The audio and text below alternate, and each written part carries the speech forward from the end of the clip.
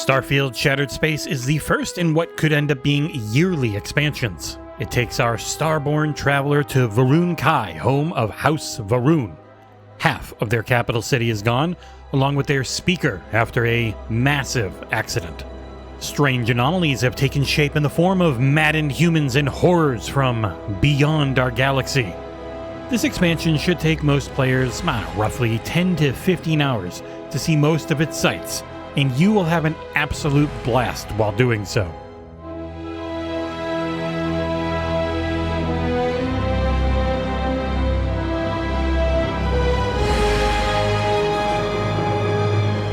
I think the best part of Shattered Space is Va'ruun Kai. It is a gorgeous synthwave mix of fuchsias and deep blues, a feast for the eyes, especially on any decent HDR display. Starfield is, I still contend, a magnificent game, and it has vastly improved since launch in the looks department. The game's lighting system had issues with crushed blacks at launch. If you, like me, have an OLED, this is the best game for it when it comes to those deep, saturated, gorgeous colors against the inky blackness of just turning off a pixel. To get to Va'ruun Kai, you'll need to make sure every bit of DLC licensing and files are installed. That actually took me a little bit of time.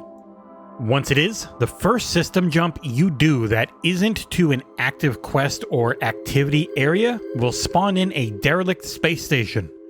Shattered Space is for players level 35 and above, so while you can access it from the moment you've completed the opening tutorial quest, essentially, you will get your butt handed to you if you are too low level. The space station mission is full of creeps and scares. Shattered Space takes a more vicious approach than the base game, and our player hero can be a real prick. By the end, I had choices that felt full-on evil in a way that they never did in the main campaign back at launch.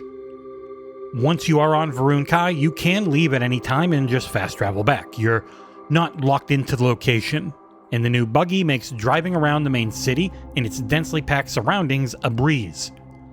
Starfield was a game with a major focus on jumping from planet to planet. Shattered Space not only keeps you on one planet, but it never has you leave a very single but large part of it. From the time I landed on the planet, straight through the completion of the main DLC quest chain, I never took off in my ship a single time. The gameplay change hook for this DLC are the Vortex-powered infused members of House Va'ruun alongside new enemies called Vortex Horrors. The Vortex is the area between galaxies, and it seems like those trapped inside it are eventually driven mad and want to shoot the ever-loving shit out of you. In turn, once you take them out, they're back in reality, dead and ready for you to loot. Some of that loot will be void crystals and void cysts. These you can use, because I completely forgot to make explosives new to the DLC. As the game takes place in the Va'ruun homeworld, there are a lot of new weapons with a focus on melee from Va'ruun themselves and some new ranged items. I did still end up primarily shooting from mid to long range while playing the DLC on my beefy PC, but the powerful legendary daggers drop aplenty and can be a fun way to dish out pain. I did hop into the Series X version of the campaign as well, and as anyone who has played Starfield on there lately knows, it runs like a dream. I primarily played in the 40 FPS mode on my 120Hz display, and I found it was the best mix of smooth aiming like the 60 FPS mode gives you, and excellent lighting like the 30 FPS mode gives you that the console can offer. One of my favorite parts of the expansion is how much it felt like my choices did really matter for the overall narrative. There were some wildly different places I could have gone if I wanted to be any degree of evil. I admit it, I am a total softie in these games, and I tried to get the best for the galaxy outcome. You can go full-on serpent-sucking cultist if you want, in a way that I don't think the base game ever really allowed you to.